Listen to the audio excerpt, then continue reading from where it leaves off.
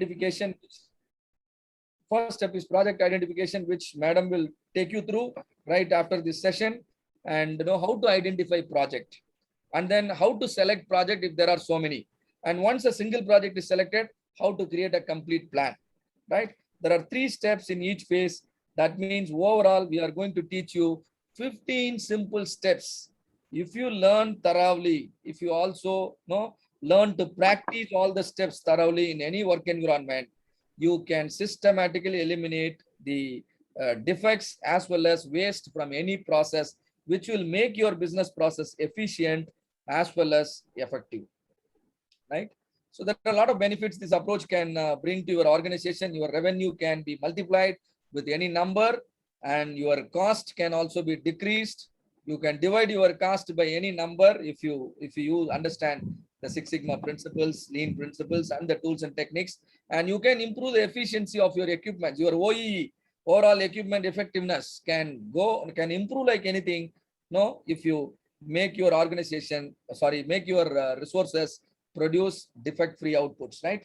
And not only that, this knowledge and skill and ability to practice Lean and Six Sigma will make each one of you very, very effective in the organization. Effective people will make organization reach the goals easily. And similarly, it is helpful to individuals also. So Sigma level is a measure of process capability. Higher Sigma level means higher capability. Please note, Sigma level talks about your ability to produce good output. Sigma talks about inconsistency, the variation, right?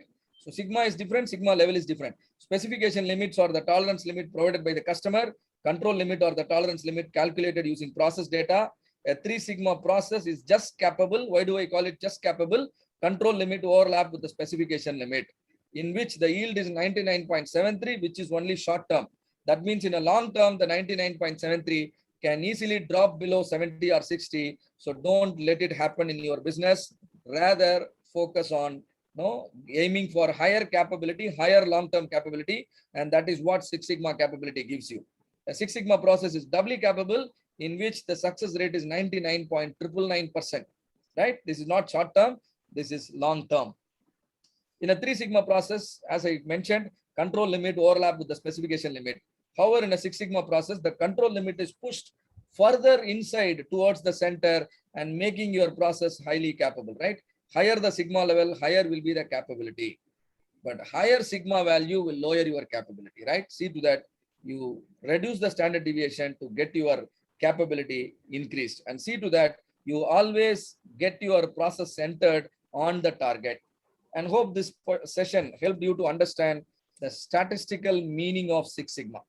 And now, if it is 7 Sigma, you simply use a judge score of 7, go to the standard normal distribution table, and then pick up the probability. If it is 1.5 Sigma, use a judge score of 1.5, understand the probability. So everything is possible. And hope the session is fully understood. If there are any questions, I'll be happy to answer.